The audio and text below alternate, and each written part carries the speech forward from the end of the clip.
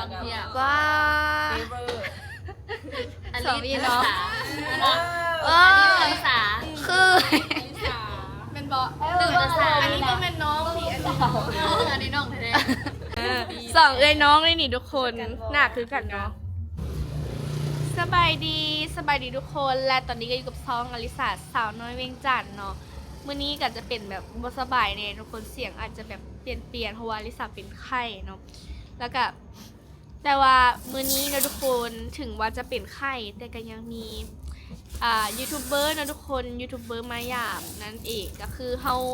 เคยถ่ายคลิปน้ำกันล่าสุดก็น่าจะเป็น2 ปีก่อนแล้วก็อีกคนหนึ่งเนาะนั่นก็คือเอลินดา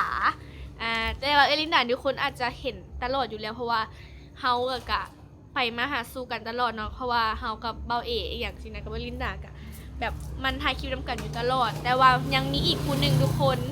เป็นคนที่ทุกคนคิดฮอตแล้วก็อาจจะเห็นคุ้นหน้าคุ้นตากันใน YouTube สาวลาวเลยแหละเพราะว่าแบบเราก็มีผู้ติดตามหลายคือกันเนาะเดี๋ยวถ้าเบิ่งเนาะว่าหลังจากที่ฮอตแล้วสิเป็นไผ่เดี๋ยวมาเบิ่งน้ำกันนะทุกคนมื้อนี้เรากับผู้ดีเลยมาหยามฮานใหม่อลิสาเพราะว่ายังบ่เคยมาจากเทื่อแต่ว่าเอลินดาหันเคยมาแล้วเทื่อนึงแต่ว่าตอนนั้นหันเรามาก็ยังบ่ได้ขายเครื่องนั่นแม่เนาะแม่ใส่ไฟแม่อลิสาหนาวบ่ ธรรมดา แต่ว่า เช้าหนาว แต่ว่าอยู่ลาวอยู่เวียงจันทน์นี่เริ่มหนาวแล้วทุกคน เช้าแค่หนาว ประมาณ17 องศานี่แหละ เสื้อแขนยาว แมนบรรยากาศตอนกลางคืนห้านเฮาก็สิเป็นประมาณนี้เนาะ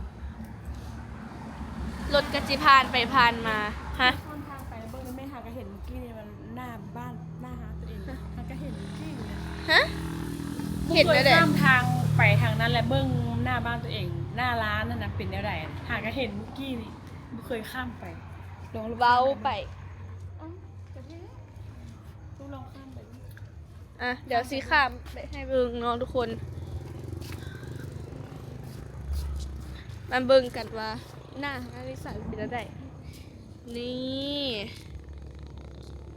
ตอนกลางคืนเนาะคือเคยถ่ายอัปเดตล่าสุดนี่มันแบบมันยังบ่ได้เป็นขนาดนี้นี่ก็คือทางขึ้นมาจากทางลุมก็จะมีป้ายสถานีรถไฟนะทุกคนใครที่ขี่มาทางนี้ก็จะเห็นทางอลิสาอยู่เบื้องขวาแล้วก็ใครที่มาทางวงเวียนในสถานีเนาะก็สิเจออยู่เบื้องซ้ายมือนั่นเองมันก็จะมีป้ายเขียนว่าห้านนางอลิสา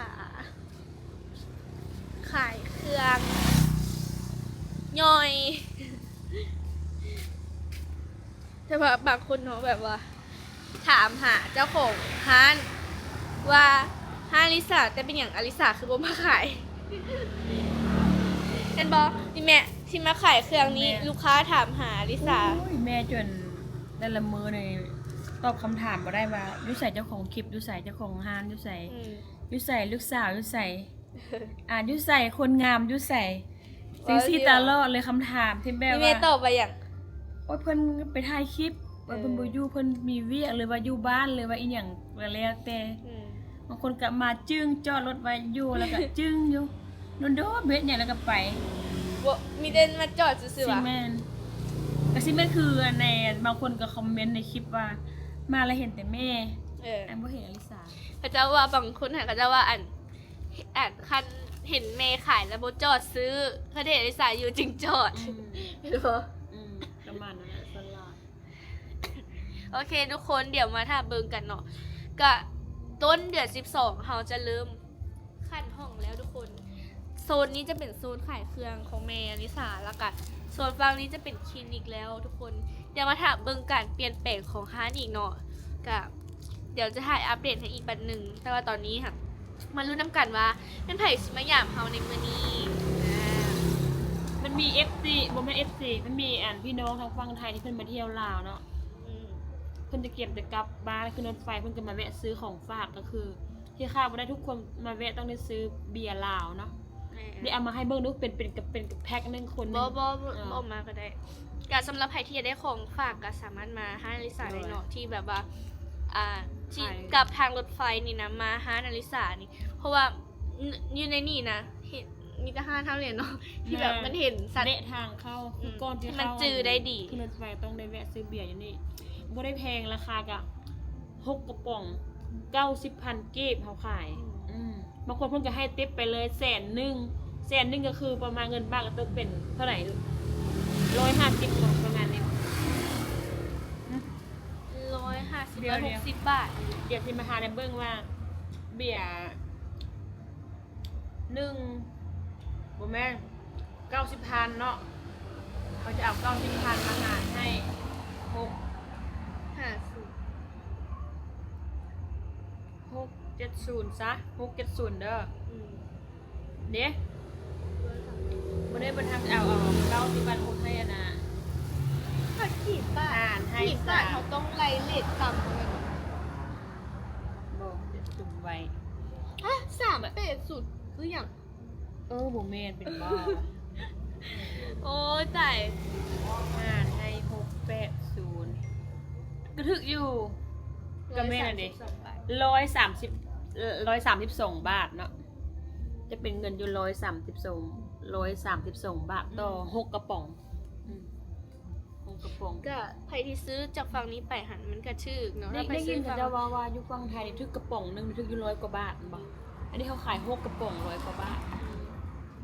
แล้วก็มีหนังลูกไปให้เบิ่งดูมีของลาวๆประเภท หนังควายนะทุกคน ของฝาก แล้วก็เป็นพวกเอ็นเหลืองนี่เอาไว้แบบเป็นของแก้มแล้วก็เดี๋ยวเขายังสีเอาแบบพวกของฝากจากฝั่งลาวมาวางขายอยู่หน้าห้านนะทุกคนยังมีอีกหลายๆอย่างแต่ว่าถ้าเบิ่ง FC มีไผอยากให้เอาอย่างมา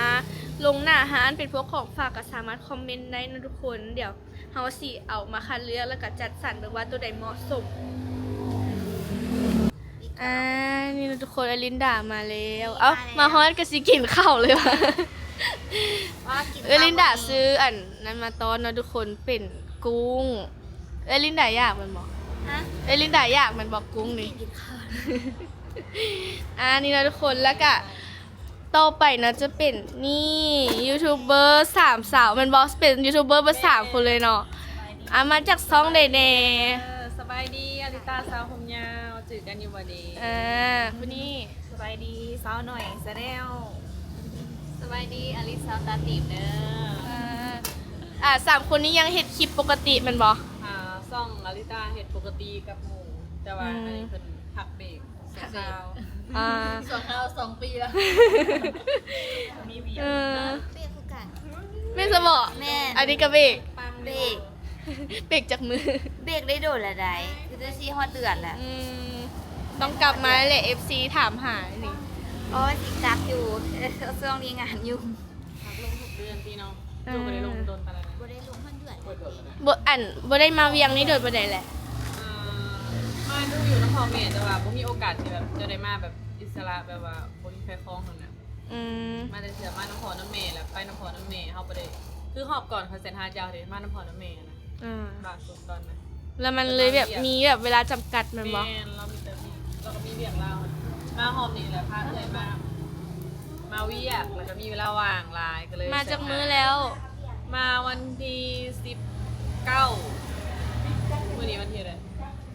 วันนี้22แล้ว 4 มื้อมา4 มื้ออื่นกิจกรรม ที่จริงเฮานัดกันตั้งแต่เมื่อไหร่วะ2 มื้อก่อนวะประมาณ2 มื้อก่อนนี่แหละ แล้วก็ มาแล้วเสร็จบอกคร่าวๆว่ามาเวียงเด้อใช่ไหม ล่าสุดเขาเจอกันเมื่อไหร่ก่อน ล่าสุด เฮ็ดต่ำอะฮุงกับอันนั้นกับไอ้อากอย 2 อ ปี ยู่บ้าน เนาะ อลิสา 2 ปีแล้ว มีใครยังจือคลิปนั้นได้บ่ยังจือบ้านอลิสาอยู่อ่ะ ใกล้บัตตานีอยู่บ้านอะไรคะ บ่ไก่อันจากนี่กับประมาณ1 กิโลน้อง แต่ว่าส่วนหันยังบ่ได้เคยไปเนาะ ยังวันทันเคยไปไกลบ่ ไก่ไก่จะ ว่า มี อยากไปอยู่ เออ แม่นี่ไป บอกจักรัก จากไรจากหลัก จักสมงอ่ะจักสมงแต่ในเมืองไป ไรแต่นี่ไปกะชั่วโมงหนึงไปเออ รอบนี้มามีเป็น3 สาวเลยทุกคน มา3 สาวปักเซ่อันนี้3ปักเซ่เลย แต่ว่าเดี๋ยวสิขอจับกล้องให้ ฮะ นี่นะอลิสากับ คือสองไอ้น้องเลย ไปนั่งไกลๆเบิ่ง เพราะแต่จ้องอยู่ได้แบบคือตัวเองเลยนะ อันนี้แบบ แอลคือ สไตล์สาวเกาหลี แม่น ฝาเฟ่ นั่นแถวคือกันอีก แล้วคือ ฝาเฟ่มีพัดผ้า แว่นแว่นตาจะหาน้องหาลิซ่าใส่ คือเลยแหละแต่ว่า แม่นวะ ใส่แว่น ลองเที่ยว ว้า เฟเวอร์ อัน สองพี่น้อง ภาษา คือ ลิซ่า เป็นบอ ตื่นภาษา อันนี้ก็เป็นน้องพี่อันนี้น้อง อันนี้น้องแท้ๆอันนี้โมเมน ไปน้ำขันเขาสิว่าสองพี่น้องแม่นี่นะสีผมกับ ภาษาอันนี้17 สีผมกับสีเดียวกันโอ้ ยังไม่ได้แย่งกันคือสุดเอาลองถ่ายหมดเอาลองถ่ายหมด แล้ววันนี้หันนักร้อง ยิงแขวมั้ง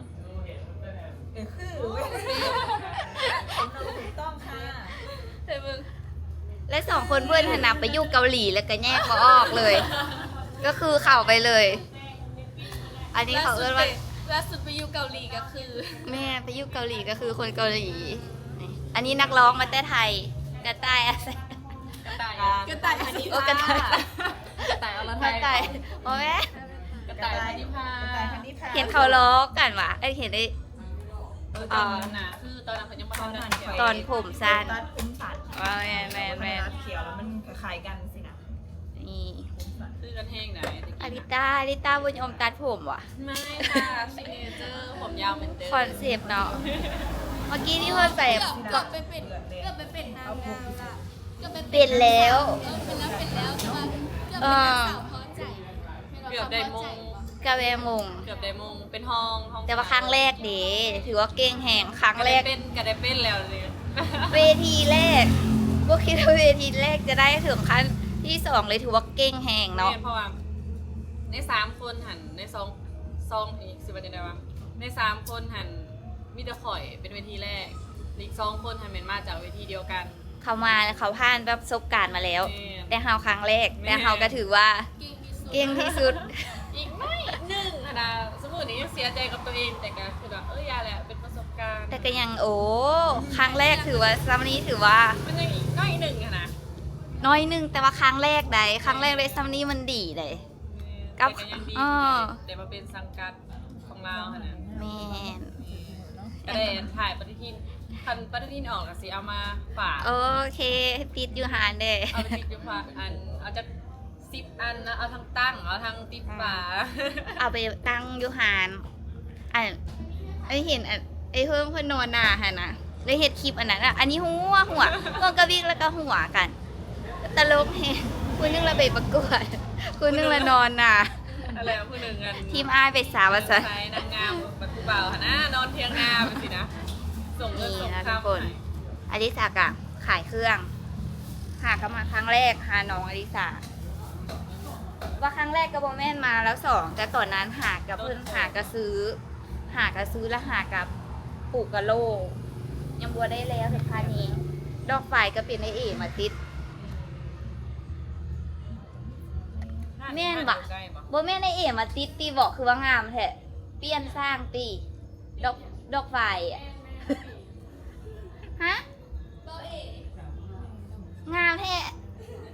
บ่คิดว่าจะติดดอกไฟออกมาได้งามขนาดนี้ โอ้เลิศโอ้ นี่นะทุกคนไอ้ลินดาซื้อกุ้งมาปิ้งแล้วเขาจะมาปิ้งกุ้งแล้วก็มีอย่างนี้หอยนางรมวะเขาจะเอิ้นหอยนางรมตัวแบบกับแซลมอนเนาะเราว่าเราหิวข้าวเราซื้ออันนี้มาเดี๋ยวเขาจะมาปิ้งกุ้งเสร็จแต่ว่าจะบ่เป็นเต่าทานนะทุกคนมันจะเป็นเต่า เนี่ยต้องหาเกลือใส่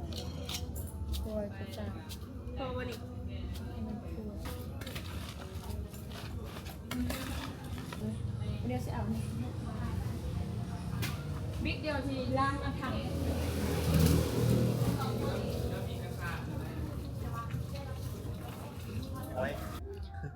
ทุกคนตอนนี้ก็คือกินข้าวแล้วสิได้กลับปาอลิซาเลยเด้อส่งมาพาควรแล้วเพราะว่าเดี๋ยวนี้11 โมงแล้ว อื่นออกเดินทาง แม่นมื้ออื่นออกเดินทางต้องไปสนามบินตอนเที่ยงขึ้นยนต์ตอน เรา บ่า ไป ย แล้วได้อันจ้างรถไปวะ แม่สิรถเอา เพราะว่าเดี๋ยวนี้ทันสมัยเนาะรถก๊อกๆเอาก็ได้นี่จะมี แสดงว่าอันตั้งแต่มานี่รถอย่างเดียว รถเลยบ่ได้ย่างไปเลยนะ อ๋อ แสดงว่ามีเงินจ่ายเขา เห็นตอน แค่ เห็นตอนนึงไปกี่ขับพุ้นเจ้าขิงคือยืมรถคันเจ้าอ่ะ อันนั้นหันพาไปคลินิกเลยค่ะยืมรถในคลินิกหันไป อ๋อ เขาให้ ขี่รถจักร ยืม ไป แล้วก็ใส่น้ำมันให้เขา พากันไปแล้วก็ไปเจอเขาพูดเจียวคิงหันดังหันที่มีแต่ผู้ชายก็อึ้ง หลงทาง แม่บ่ได้ตั้งใจไปหันนั่นแหละเพราะว่าไปตั้งใจอีกหันหนึ่งหันเป็นหันนะคะปิดแล้วก็เลยเลือกหันที่ใกล้กับในหันก็เลยเป็นหันที่เห็นหันแหละ เอาแล้วอันแบนเอื้อยนี่ยังเห็ดบอก แม่ยังเห็นปกติ แต่ว่าบ่ค่อยได้อัปเดต แม่นก็ขายอยู่เรื่อยๆเนาะเพราะว่าสมือนี้แบรนด์ใหม่มันเกิดมาหลาย ดีท็อกไลน์ ดีเท่าไหมว่าอันเท่ากับตามกระแสบ่ทันดังแต่ตอนแรก แล้วมี รื่อย FC ทางไทยได้สั่งซื้อนำอยู่ ๆมีฝั่งไทยมีขาย มีตัวแทนฝั่งไทย ตัวแทนฝั่งไทยฝากอุดหนุนได้ทุกคนดีท็อกอลิต้า เป็นซานะทุกคนเป็น ตาดีท็อกซาสมุนไพรที่สวยลดไขมันสวยขับถ่ายลดโซเดียมลดบวม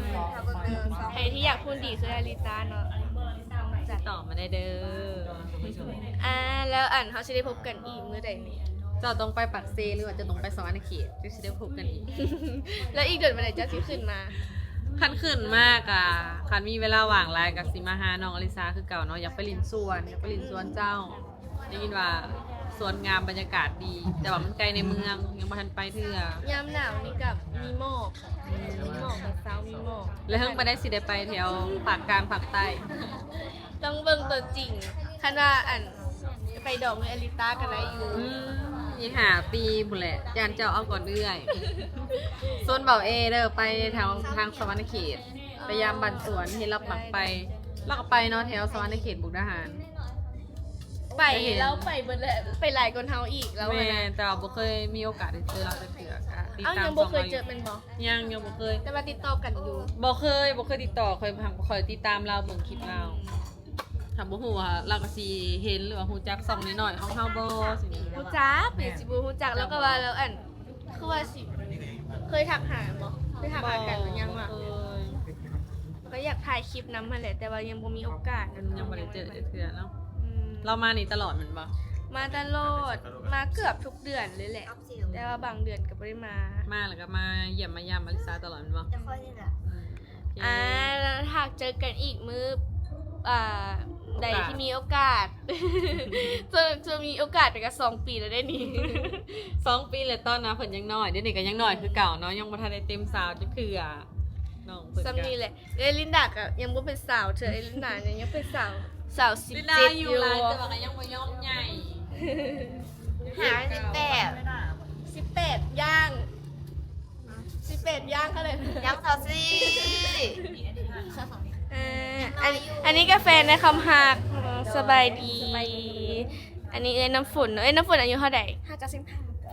15 ปี เสือแล้วเนาะ สองน้องเลยนี่ทุกคนหน้าคือกันเนาะอันนี้สาวเมืองเฟือง อันนี้ก็เมืองเฟืองอั เปลี่ยนเรื่อยๆเนาะ เป็นคนทุกที่ คนทุกที่แล้วก็เป็นคนบ้อง แม่ ว่ามงเบิง สบายดีเด้อย่อซองลินดาเด้อสบายดี มาเก ซาบุรี เว้าได้บ่ บ่ได้ ยอม ลองเว้า ไปย อัน อม สำเนียงเวียงจันทน์ให้ฟังหน่อย เรียงจันทน์บ่แม่นว่าสิคืออยู่บ่ ไอ้ก้อยไอ้เบิ่งมักเว้าแม่นหว่าจะเครียดใครหว่า แม่นคันเครียดเพิ่นเทื่อได้นี่แม่นเครียดบ่ได้โดนนะมักเห็นในหัวแม่นนอกจากว่าเราเครียดเฮาห้องงอกเราคืนบ่ได้ เอาบ่เป็นคนตลก ไอ้ทุกคน อันนี้เขาจะกำลังสิกลับอ่ะเนาะเราก็สิจบคลิปไปเพียงซ้ำนี้เนาะไว้เจอกันมื้อหน้า ฝากติด ติดตามซองอลิตาสาวผมยาวเด้ออย่าลืมฝากเบิ่งโฆษณาให้สองเฮาแน่สาวๆเนาะ เฮาก็สิต้องได้ฝาก FC อลิต้ามาติดตามเฮาเนาะอลิต้าเท่าไหร่ล่ะ แสนเศร้ากว่า ได้รูปบอกให้ดูแล้ว ยังบ่ทันได้ติดต่อเรื่องโลกติดต่อเทื่อหนึงแต่ว่ามันส่งผิดทีเลยติดต่ออีก แล้วมันไปส่ง บ่ฮู้ตามหาบ่เห็นเลยติดต่อทางนั้นบ่เห็นเลย เพราะว่าใส่เบอร์ผิดเบอร์หนึงก็คือบ่ได้เลย นี่เฮาก็อยากได้โลคือกันได้ดิแต่ว่า สัม ยัง ผัส บ่ได้ ฮอดแสนไลฟ์สิเข้า2 ปีหรือบ่แต่ว่ายังบ่ได้สัมผัสคำว่าโลเนาะเพราะว่าบ่มีเวลาส่งผิดเทื่อหนึงจนหา6 เดือนผู้ใดแล้วก็ยังหาก็มาฮู้ตัวว่าส่งผิดแล้วก็เลยยังบ่ได้ส่งอีกบ่ฮู้ว่าส่งอีกได้บ่ โอเค ไว้เจอกันมื้อหน้านะทุกคน บ๊ายบาย บ๊ายบายกล้องเด บ๊ายบายแน่ ทั้งหลังบ๊ายบายเด บ๊ายบาย ดีเกมบายบาย ผู้บ่าวกอกมาหับอ่ะ เอาก็ได้ข้างหน้า แต่ทางปลอดภัยเด้อแต่ละคน เอาจื้อซื้อเราอยู่อ่ะ บอกลาซื้อเราดีๆ ซื้อหยัง ซื้อหยัง นินนิต้า เอาว่าไม่อลิสาตาวะ ผู้จังน้องโบไอ้ายน้องซื้อยังน้องซื้อยัง แล้วว่าอยากก็ซื้อหยังวะ ซื้ออย่างกระลับเกาหัวแล้ว ซื้อทำฮัก ทำอลิซักเหรอวะ บ๊ายบาย เดินทางปลอดภัย ทรายบายบายเด้อ